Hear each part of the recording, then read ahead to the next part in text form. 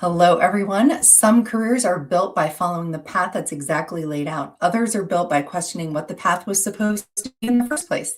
Today's guest started out as a physical therapist assistant who thought PT school was the only acceptable destination until failure forced a different kind of clarity. What followed was not a pivot away from rehab, but a deeper commitment to it, one that bridged the gap between discharge paperwork and real life movement, between physical therapy and the gym floor, between injury rehab and performance longevity. He's built a niche in golf and tennis, advocates fiercely for PTAs, and believes that prevention isn't a buzzword, it's a responsibility. This conversation is about swinging your swing in your career and your body with strength coach, golf and tennis performance specialist, and PTA Ryan Elsass.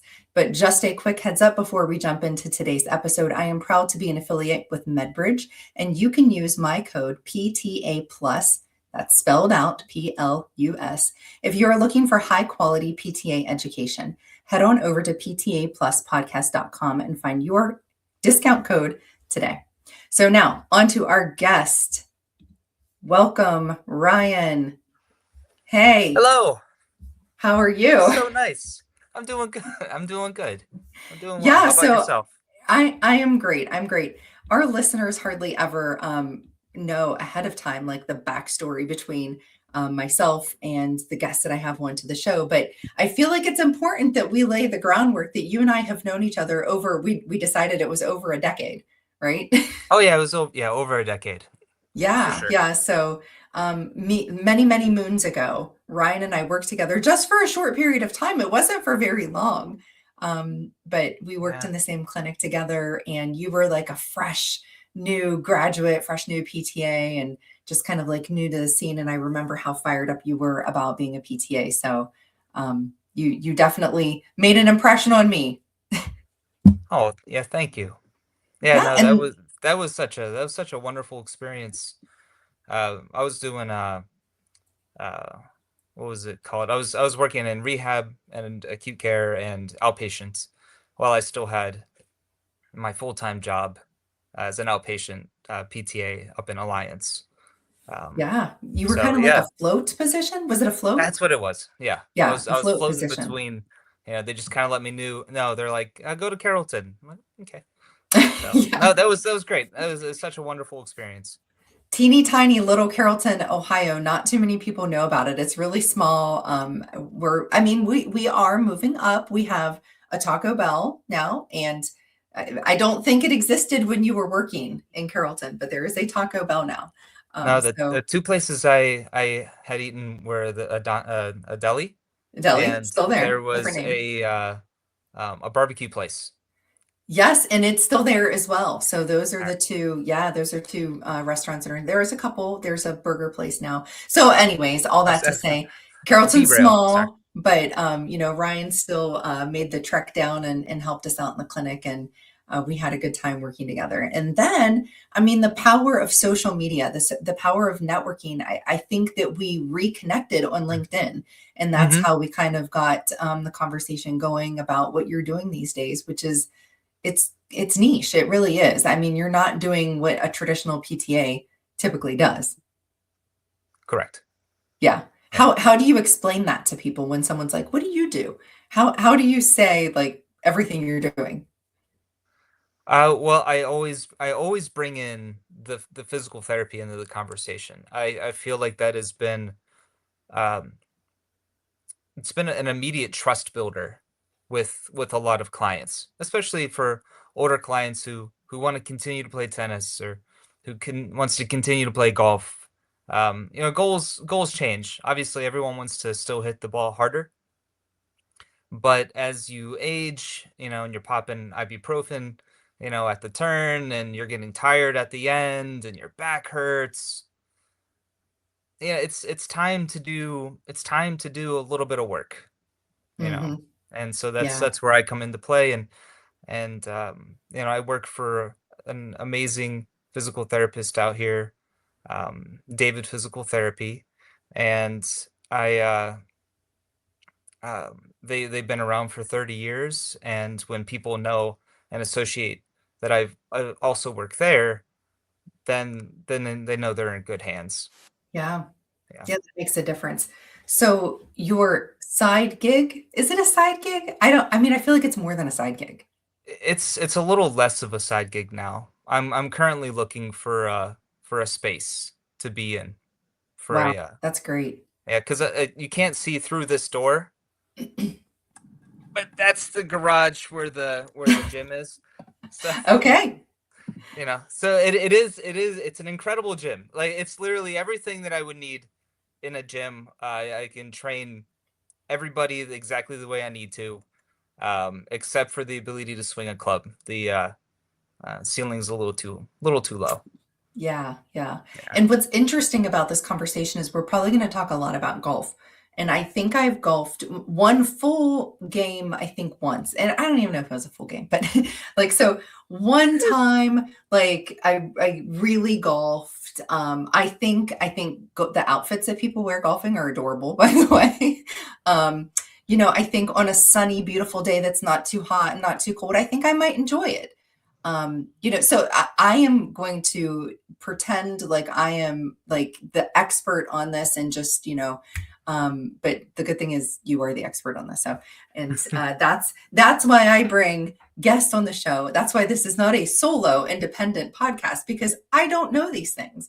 And I think the great part about it is you're going to bring lots of like clinical nuggets into this because I don't talk a lot on here about just purely clinical things. So it's always exciting to me when I have somebody who's in the trenches doing these types of assessments and this type of work that can really talk to us about that nitty gritty of what PTAs and personal training and what's actually happening in that wellness and strengthening space. So yeah, so this is going to be a fun conversation.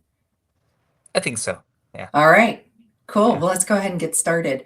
You said that excuse me, sometimes I have to get my words right here. You said that failure has been your best teacher. How did not getting into PT school shape the career that you have now? This Huh. is something that you and I were talking about earlier. Yeah. Yeah. No, I graduated PTA school in 2008 from Stark State College, and then I went to Mount Union and graduated there with my bachelor's in exercise science degree because I wanted to make the jump into the one of the PTA to PTA transition programs. And I lived in Indianapolis, and I tried for a couple years, and I mean, it was my literal dream for years to get into PT school. And so when I started getting a little older and just life circumstances just weren't kind of allowing the dedicated time to get into school, or even worse, if I got into school, like I wouldn't have been able to live uh and a decent life at the time. So I had to kind of sit down and and kind of forge a different path, which was, Mhm. you know what, we moved to Pittsburgh, and I started doing a little bit of personal training at the local JCC in 2012, and from there it's really kind of blossomed. um yeah, I mean, do you want me to say how I started the company? You know what? Let's hold that thought because I think my next question is going to tie this right in. So Oh, we're okay. just going to, yeah, we'll just can't kind of keep going. And so something that you also mentioned to me was that you noticed that patients would leave PT and then they would come back um, Mm. injured after returning from the gym. So like, what did you see that was missing clinically? And how do you see that that gap inspired you to create this ACE performance, Yeah. ACE sports performance? Like, what are we missing? What did you see? How are you trying to connect those two? Well, I remember my first client.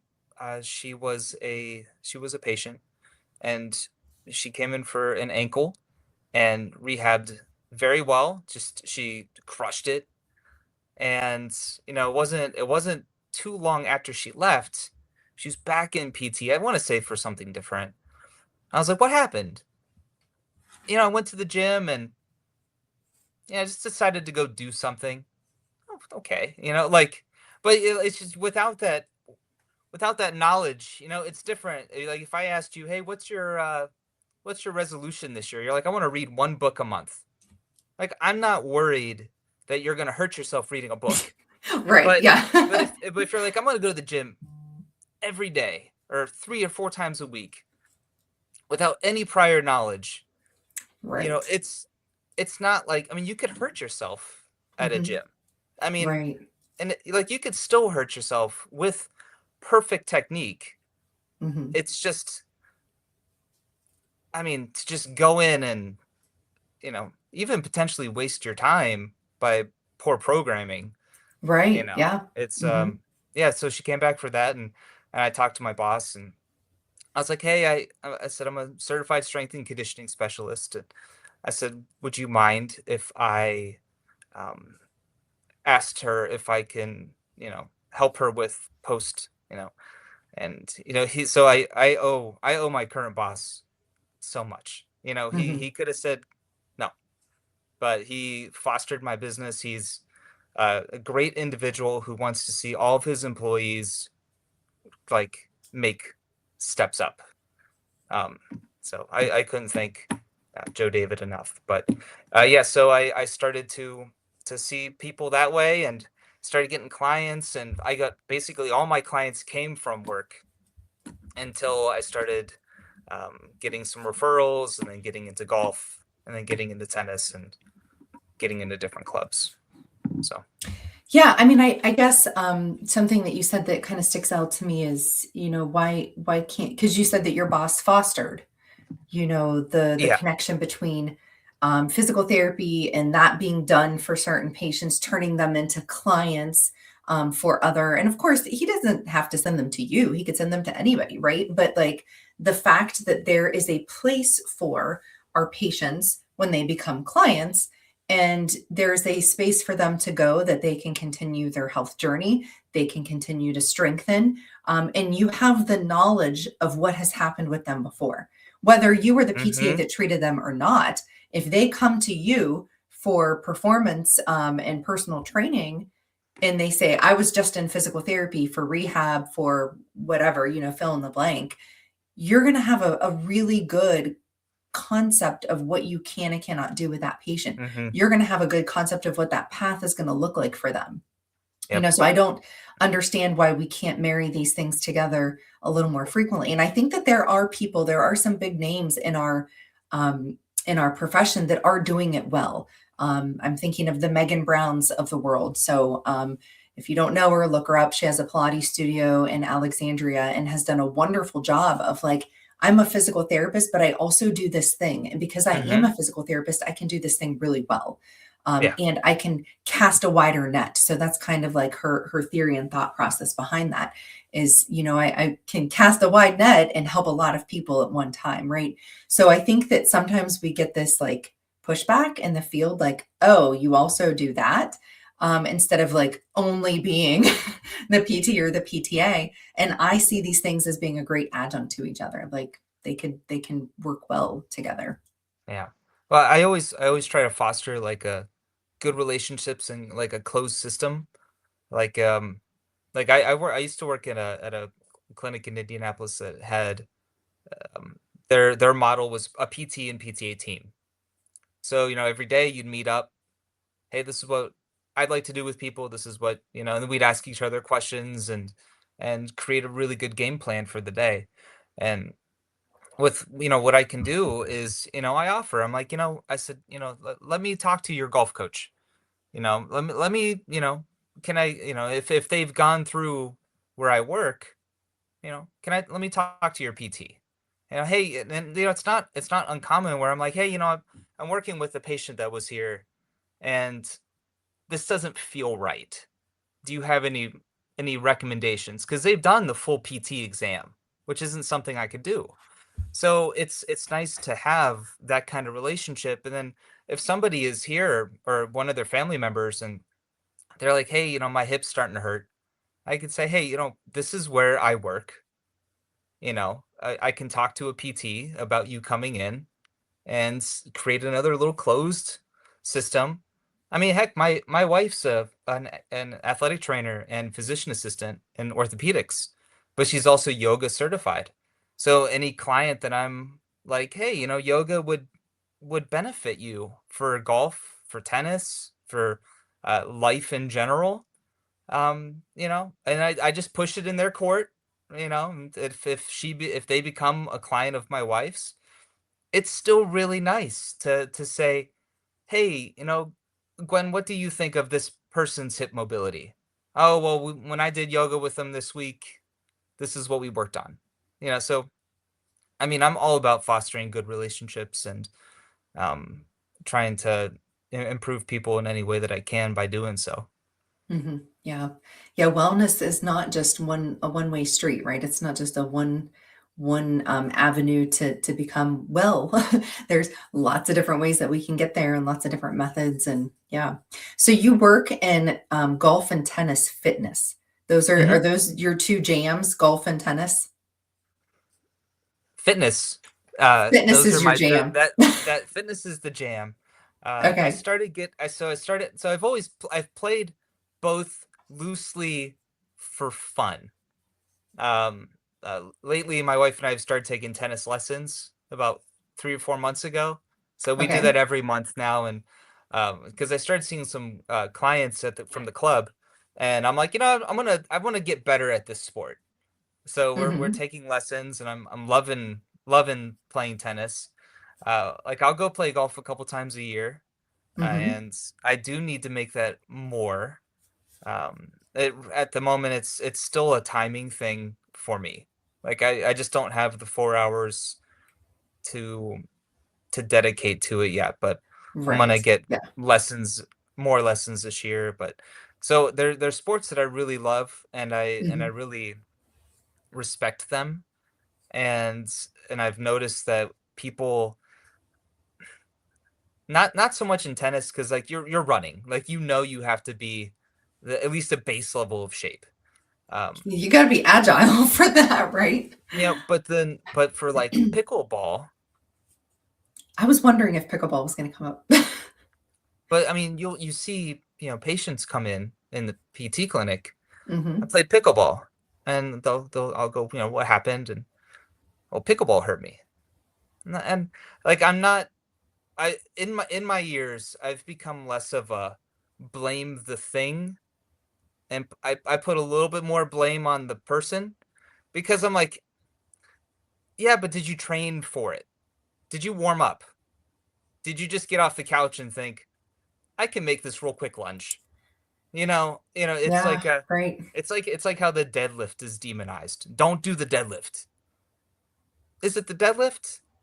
Or maybe your hinge wasn't what it Yeah, needs the to be. Maybe preparation your up to maybe your that deadlift. strength in your glutes isn't what it should have been.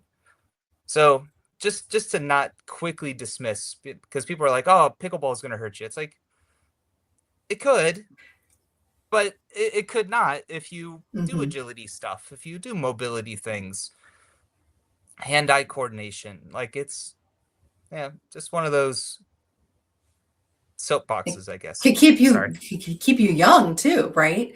I mean, Oh activity, yeah. like, if we wanna stay young and active and, The movement and all of that, like, let's not demonize, like you said, the activity, but instead let's prepare our bodies to be able to Yeah. handle that activity And instead. there is so much research on how healthy tennis is for the aging population. Mhm, Like, I mean, because you have to make quick split-second decisions. mhm, You have to still be strong and agile. Like the um the brain benefits of tennis mhm. are, Yeah. I don't have the numbers in front of me, but It's okay. I believe you. And I know it to be true. I know several aging adults that play golf that you think probably shouldn't, but then again, that's just me being like, that negative side coming out like, oh, like what if you get hurt? But then I'm also like, man, like it's doing you really good. Like it's doing you a service by being that active into your 80s and maybe even beyond, I suppose. So yeah. So sometimes in these different sports, such as golf and tennis, they might not always consider, especially if you're working with a population that's more of like your adult population, not necessarily a kid and Mhm. an athlete in high school or something like that. So sometimes these people don't think of themselves as athletes until they're hurt. So like, Right. what does prevention kind of look like here? Is there things that you can kind of help watch for and see that we can start kind of preventing injuries down the road? Well, I mean, if it's me personally, it's getting them into like screenings. And Hmm. and you can go to the my TPI website, which is the Titleist Performance Institute, which is how I got into doing golf fitness. And find a local TPI professional that's near you.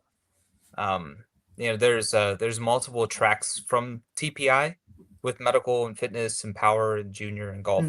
Mm-hmm. But if you find even just a level one certified, they can run you through the screen and at least say, hey, that hip rotation isn't what it probably should be. Maybe it's a stability thing, a mobility thing. Let's explore it a little bit more. Um, Yeah. yeah. Yeah, well, I guess it's good to know that there should be or could be people that are local to you that could be trained in this type of service. Hmm. But we know where Ryan is. You're I you're could in I the could do Pittsburgh I could area, do right? screen I could do screenings online. Okay, all right. So So we might do a quick screen at the end. Ryan's gonna screen me for something. I don't know. well, and any of the people that you were talking about, any like older golfers, just you know, I'll give them an on the house a PTA plus on the house screen if you just have them reach out to me. Cool, cool. We'll Okay. make sure that we link all of your information in the show notes so that everybody can find where Ryan is. And there might be some people who reach out to you on questions about what does it look like to get trained in these types of services, TPI. I know a lot of our listeners are interested in advancing their careers and finding new niches and finding non-traditional paths. So I think that there might be a lot of questions on what is this? How can I learn about it? How can I be a part of it? Maybe even more so than I have a question about my screen, because I think that our listeners want and desire to kind of add some of those credentials to their name. So I think that that's a great place for us to kind of drop it in Hmm. and let people reach out to you. Yeah. Yeah, great. Speaking of that, PTAs, sometimes they feel boxed in about what they should be. So how has refusing to settle in to the definition of what physical therapist assistant is, how has that changed your career? Because you kind of you bucked the system a little bit. I mean yeah, I had to buck the system myself, but my that actually started day one of my first job ever as a PTA. So I Ooh, worked tell I us.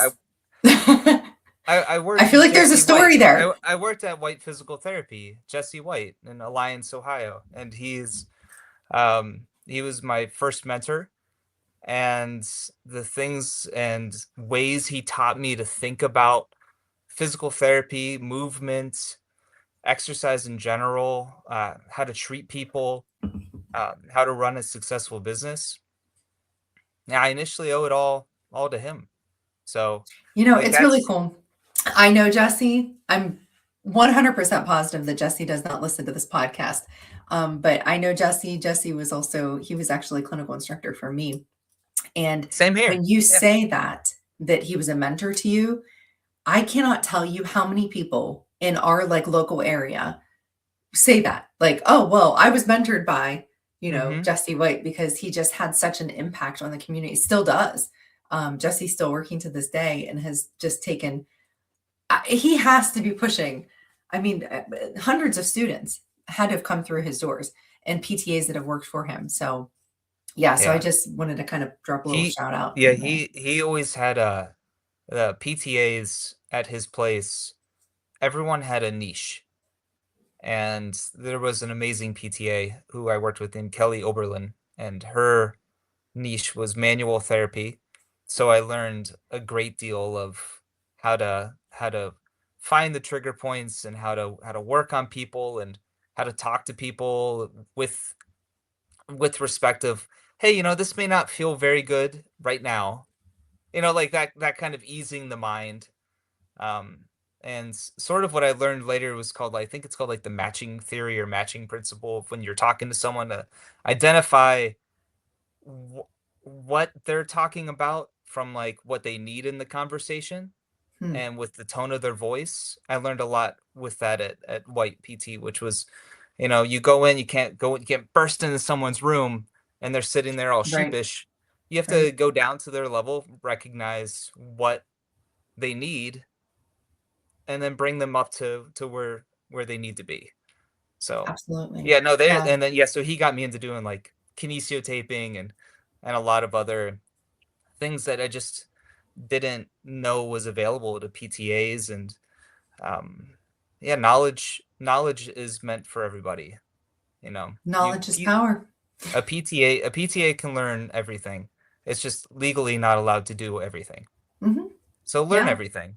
I'm a chronic certification getter.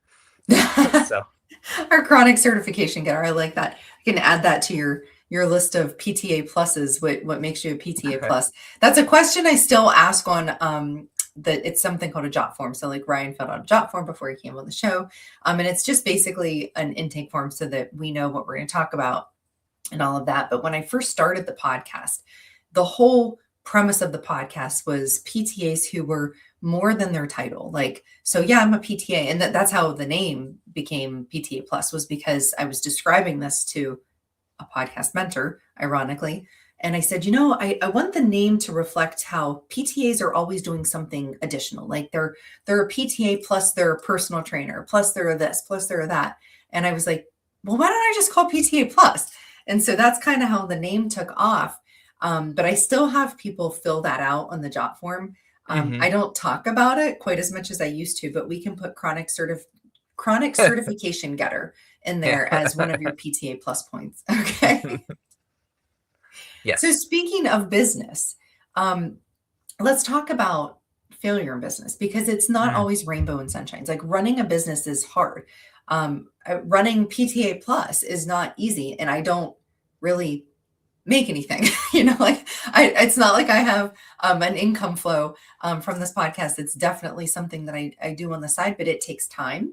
It takes effort. I want it to be a clean, polished product, just like you want with your clients, right? Like you want hmm this clean, polished product to be something that attracts your customers or your clients to come back. So, how have losses and mistakes made you a better coach, a better clinician, and a better leader in that kind of realm?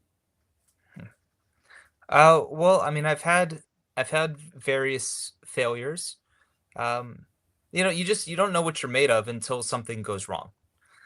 Like I mean, you could just be floating up here the whole time, but I mean, like it's hard to tell who you are unless you've been tested in different ways. So, I suppose the secret that I really don't tell a lot of people is I didn't graduate PTA school the first time around. I uh, I was I made it to clinicals, and I was in a difficult clinical that I didn't really know a lot about, and I was young, so I'm sure immaturity had to do with it. But I didn't make it through. I'm not going to elaborate any too much into it, but so I ended up graduating in 2008. But in that year, I mean, I just became so much more. I became someone who would, I did a lot of mentoring. I did a lot of, I helped with everyone doing their studies. I kind of buckled down and stopped joking around as much um, when it wasn't needed. Um, I tried to help the teachers. I learned from those mistakes, and then not getting into PT school, I considered was a major failure at the time. And I just, I'll talk to my wife and I'll say, maybe I can go back to PT school. I'm like, well, maybe not. Like right now, I love what I'm doing, and I have plenty of PTs who are friends who I can get help from if needed. Um, so yeah, I mean, there's been a lot of you know different personal losses and stuff that's Mhm. really carved out who I've become. So I think if we had an audience of people here, that the majority of them could relate to the story in some way, shape, or form. And I think that we don't talk about our failures quite enough on the show. Or at all. I had somebody on the show, this has been a while ago, who talked about failures. And it happens all the time. I failed a practical. I think it was they changed the names, but when I was in school, I think it was still called a practical at that point, and I think it was on ultrasound. But it was something like super silly that I did. But I feel like if we don't talk about these things, and I do work with students on a regular basis, and I like to tell them the goofy, silly things that I did or the failures that I had, because I think that it helps them see me in a different light. Because I do a lot of other things. I do a lot of things that I have felt were good or positive or successful, but then there's all these other things about me that, yeah, I made this mistake one time and I'll never forget it again. And we've had people on talk about NPTE failure. It happens. It's human. We are human. Okay. Failing a clinical, failing a practical. Maybe you couldn't quite get that grade you needed to continue on and you come back. And what I typically see with students is that they do better the second time around, whatever it is, you fill in the blank, because they've locked in, they've found a way, they found a method. If it was a study habit that they had to break, these things usually come back as successes and not a second failure. 100%. So, like you said, it tells you a lot about yourself and a lot about who you are, and you don't make those mistakes again. Absolutely. Absolutely. Yeah. Well, thanks for talking to the audience about that, because it's an important topic. And I don't think, like I said, that we talk about it quite as enough as we really should about our failures. Yeah. Well, and if you're in a position that you're being looked up to, it's hard for someone who's looking up to you to try to measure themselves against a standard of, wow, this person's never made mistakes. Yeah. It's easier to see the people be like, oh, I can relate to Ryan or Katie now because I too failed that.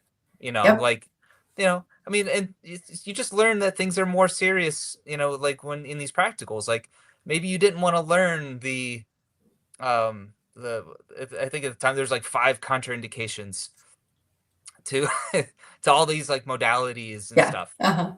It's like you got to learn them.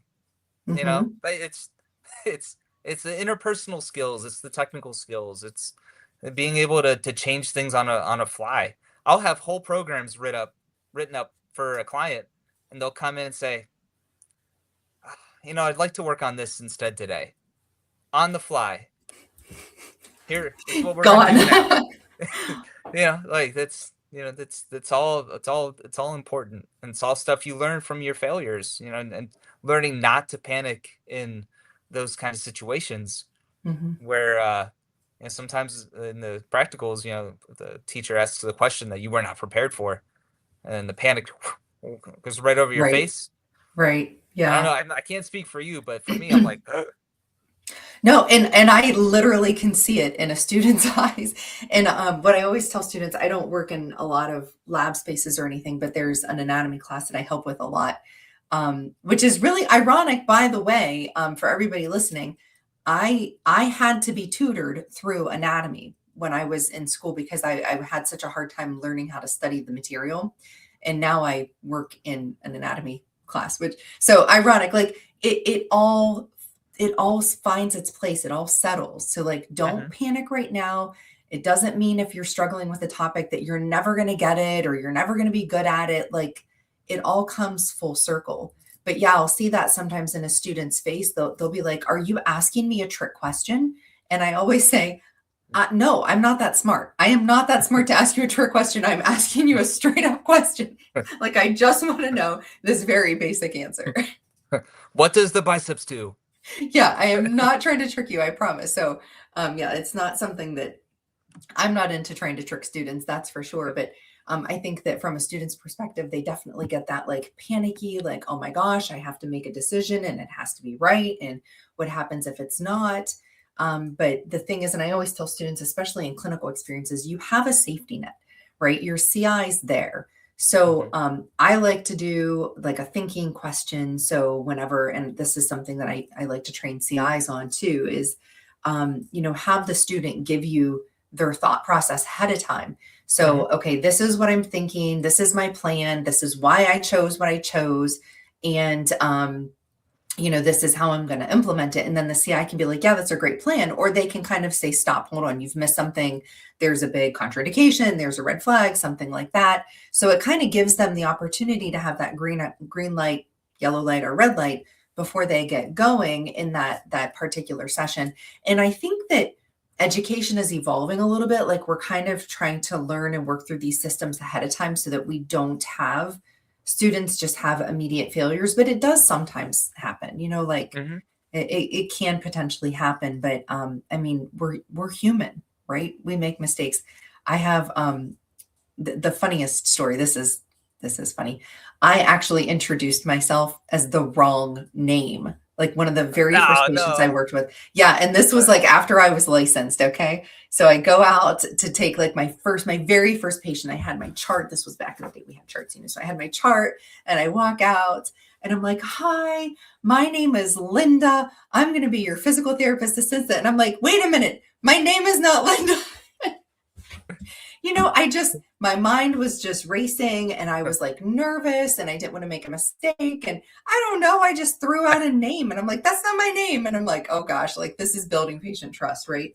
I s So silly things that we do. I always tell students about that when we're teaching them how to Oh, introduce yeah. themselves. I'm like, I mean, one time. it happens. I Yeah. still get made fun of from, or it still gets brought up by some of my coworkers.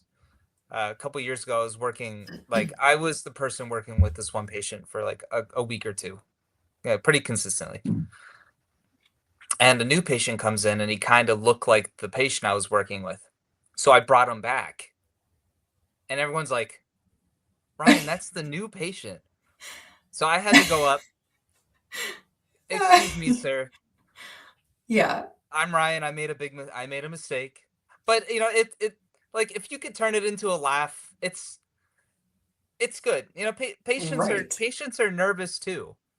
Right. And Yeah. I tell people, I'm like, physical therapy and personal training can both be scary to someone new to it. And especially in PT when you're injured and like you don't know the pain you have. You don't know if it's appropriate. Mhm. You don't, sometimes something real silly, but harmless.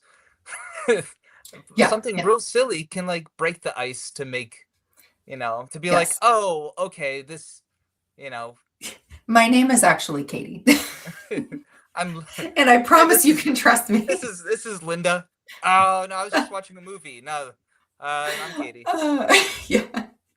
Yeah, I still chuckle about that, to this That's day, funny. but yeah, definitely something that I never forgot, and, the patient still came back, so, everything turned out okay. Ryan, I have one more question for you. Oh yeah. So if a PTA or student is listening and they kind of feel like they don't fit the mold, what would you tell them about not fitting the mold? Uh, in my career, I've always gotten into ruts. I don't think that they're avoidable. Um, your day to day can change based on the patients that you see. Um, but eventually, you're still going to feel like you're doing the same thing, kind of. Like you're still gonna have your like a groundhog kind of day. And to Right. always bust me out of the rut, it was always learning something new and immediately implementing it. If I wanted to learn instrument assisted tools. So I went out, I got certified in it, I went to work, brought it up to PTs and everyone. We're good. We started implementing them. So then I was able to use them, that information right then. Um, even right now, like even on my desk right here, with as many certifications as I have for tennis, I still have a tennis training book right here. I still look to it. So I mean, you just have to keep go. You have to go learn stuff.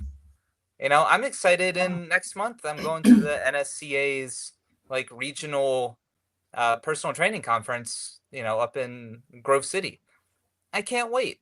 There's Yeah. even a course Mhm. on building an on-court athlete. Yeah. So, like, I'm looking forward to seeing if I can learn a couple new things. If it's something I know a lot of, if I can walk away with learning two, three, four new things, it's huge. But then I always go look for things that I don't know. Yeah. Mhm. So that's I mean Yeah. that's it. To bust your to get better, you just have to get out of the cycle. Yep, gotta get out of the cycle. I actually was just talking to somebody about that, today, like, you kinda get in that, like and I kinda have a problem with the word burnout. Whenever somebody says, "Well, physical therapy has such a high rate of burnout," you can get burnout if you're a plumber, if you are an attorney, if you are whoever you are, you can get burnout in that career, right? So what do you have to do to refresh it and renew it? Well, knowledge is one. Yeah, keep your brain moving, learn something new, add an additional skill set, be a chronic certification getter. Things like that can help kind of break you out of that mold, but also mentorship, right? What do you Yes. think keeps Jesse White so excited about physical therapy? He has a new student or a new clinician or somebody else coming in and out of his clinic all the time. His brain is constantly firing, right? So like these are ways that we can kind of bust out of that whole burnout kind of mode if we keep our brains going and we get out of that rut. So I like that answer. That's great. Thank you. Okay, we have a game. Are you ready for a game? I'm Quick ready. game. Okay, so since Ryan is the golf extraordinaire and I am not the golf extraordinaire, actually, these don't all have to do with golf, but so I'm going to throw out a couple of scenarios and you're going to tell me, does this particular scenario need a screen or can they just swing through it? Or maybe there's something else that you want to toss in there. So I have a Okay. couple of rapid fire prompts that we're going to go through. You ready? Ready. Okay, so weekend golfer with low back tightness every spring. Screen or swing? Oh, screen.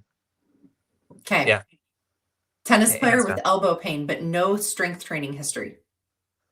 Uh, screen. Okay. Screen. Yeah, and physical therapy. Get the elbow taken care of, then do the screen. Sorry, go ahead. Okay. Good. No, perfect. PTA, who's also a golfer who lifts heavy but never rotates. Uh, that would be a mix of getting golf, like a PGA instructor to teach them the swing a little better, Okay. and a screen to see what needs to be addressed. I like it. Good. Yeah. A golfer who just stretches more when they're sore. Hmm. They're gonna need to get a screen. Gonna They, need a they, they screen. gotta do something. Yeah. Okay. Yeah. Trainer who ignores previous injury history. Who ignores Yeah. previous history. I don't want to say swing through it, but maybe get a get a swing, get a couple lessons Okay. and see how you're feeling, and you know, yeah, it could just be as simple as you as as a couple drills on the course to get you swinging a little better, moving a little better. But I think everybody needs some form of a body screen. Yeah, yeah, especially with It's that it's wellness the place background you to it's the have. place to start. Mhm. Everyone who comes in and they want some kind of training, they're paying for it. So you want to be efficient. And to be efficient, you have to do assessments. Yeah, Yeah, yeah. That's why I don't like pass out. These are the 7 exercises you need, because I yeah, don't know if they're the mhm, 7 exercises you need. And mhm. I want to assess, um, and not guess. So Cool. Why don't you show us some screens? We're gonna try.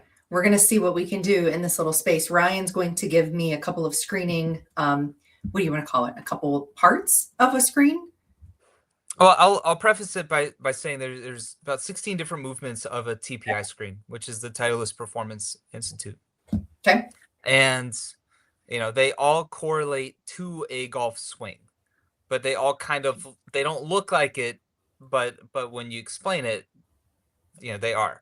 So whether it's just sort of like being able to disassociate your upper body from your lower body, Okay. because some people, when they do this, they might kind of move their whole body as opposed to just letting their hips or letting their upper body move. Got it. But And for remember, where, people, I've golfed once. Okay. okay, so what the two that we can do, or we can do shoulders, and we can Okay. do the upper body, All right. thoracic rotation. Okay, so Okay. Tell me, coach. so in the screen, you would want to have like a dowel rod or PVC pipe behind the back, but I'm just going to let you just have your hands right here. Yes. So what people don't recognize about my room is my house is an A-frame. So I have, yes. So, okay. So I All right, have one so arm a here. little modified, All right, so we'll go Yes. ahead and put the hands across the chest, and I Okay. want you to put your right foot over your left foot and squeeze your knees together, and then you're going to rotate towards the right as far as you can. Okay, now let's go ahead and switch left over right, and then rotate towards the left. Does your seat move? Are you like on a wheelie chair? I am, but I'm not. I'm using my trunk. Okay, all right. I'm not using my chair. All right, just one more time. Okay. Okay. So I mean, so there's a little bit more rotation to the right than there is to the left. Okay. So then in it, I would use something like a MedBridge to provide exercises that even if it's just as simple as you doing just rotation stretches, or an open book and all of its many variations, opening, or like a real clever way of just getting more rotation is to work through side bending.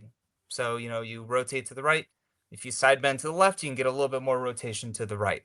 So if you got someone Ooh, I who did that can't wrong. really rotate a bunch, they can still side bend some. So you work on their side bending, and then that'll help with the rotation. Cool. So, and then Anything else? yeah, the second one we could do is shoulders. So let's go Okay. ahead and face that way. We'll just do your right arm. Okay. All right, just gonna look straight ahead. I don't want to see your elbow pop forward, so you want to keep it straight in line with the camera. Okay. And you're gonna rotate your shoulder back as far as you can. Like so.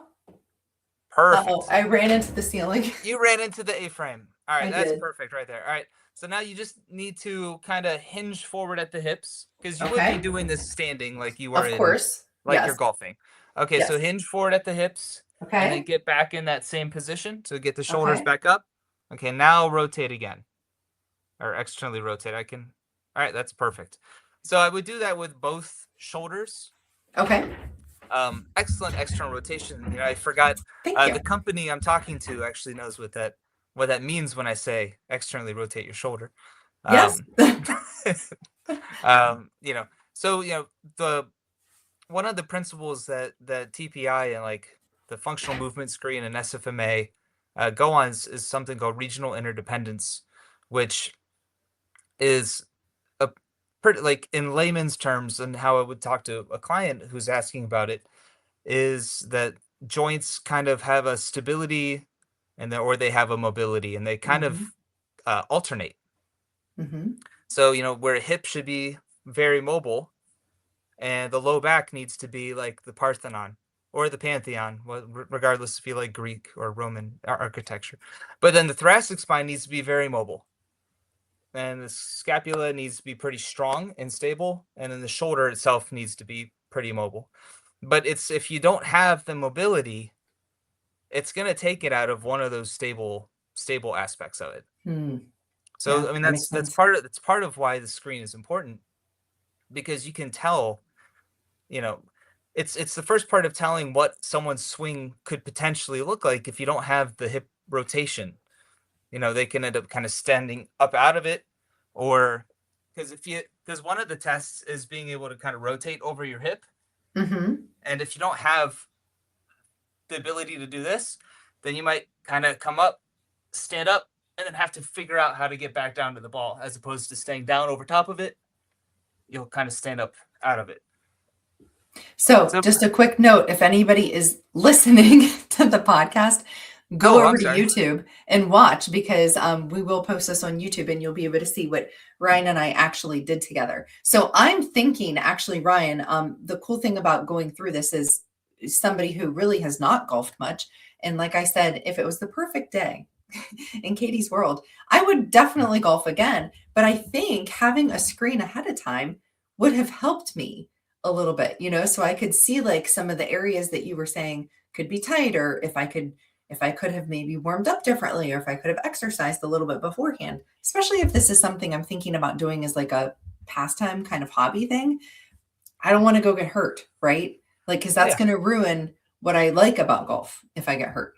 Yeah. Well, you also don't want to get turned off by the fact that you're like, oh, I just can't hit the ball well. Right. It's like, all right, well, you need to get a lesson, and you probably need to do a little bit of gym work. Right. Yeah. Great stuff. Well, thank you for sharing that with us. That's really cool. So yeah, like just a real quick reminder to the audience, you have to go over to YouTube, watch it. You'll be able to see some of the things that Ryan and I did together on screen. So it might have been a boring last 5 minutes for those who are just listening, but that's okay. So Ryan, can you close out the show with your plus points? This is where I give you the stage. You have your own soapbox. If you want, you can give us some words of advice. You can start a fire, not like an actual fire, like an emotional, like driving, motivating kind of fire. So what would you like to say to the audience?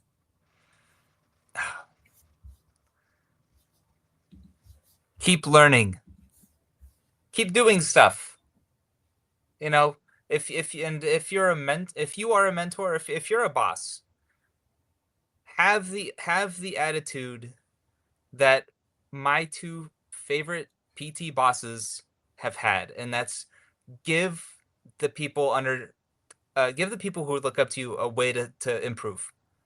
Like I said, I owe the whole beginning of my career and how I think to Jesse White, and I owe everything also to Joe David. I mean, it's I can't. I could live forever and never pay them back. So I love it. I've had mentors in my life that made a difference for me, and it might have been small and it might have been 25 years ago, but it was still something that was meaningful. And I can still name those mentors right now today if I had to. So, we should do some kind of a gratitude episode where we just talk about all of the people that we're so grateful for that have helped get us to the places that we are today. So Ryan, thank you so much for your time. This was excellent information. I love getting to kind of talk a little bit of shop because I don't really get to do that very often. So I appreciate you taking the time. And where can everybody find you and Sports Performance. Go ahead, please tell us. It's a new name. It's a new name of like six or 7 months ago. I changed the name. So it's Ace. You can find me on Instagram. You can also find me on the interwebs at Ace on the interwebs. aceperformancepgh.com. The PGH is for Pittsburgh, for any non Pittsburghians out there. And I mean, Facebook, I'm around. You're on LinkedIn too. I'm on LinkedIn as well. You are, yeah. And I will be sharing this podcast all over the LinkedIn webs. Awesome. Yeah. Well, thank you so much, Ryan. We'll talk to you soon. All right. Appreciate you. Thank you. Mm-hmm. Thank you. Thanks for listening to PTA Plus, the podcast for PTAs by PTAs. Subscribe, follow us on social, and share the show. Elevate yourself. This show is for educational purposes only. No clinical decision-making should be made from its content. See you next time.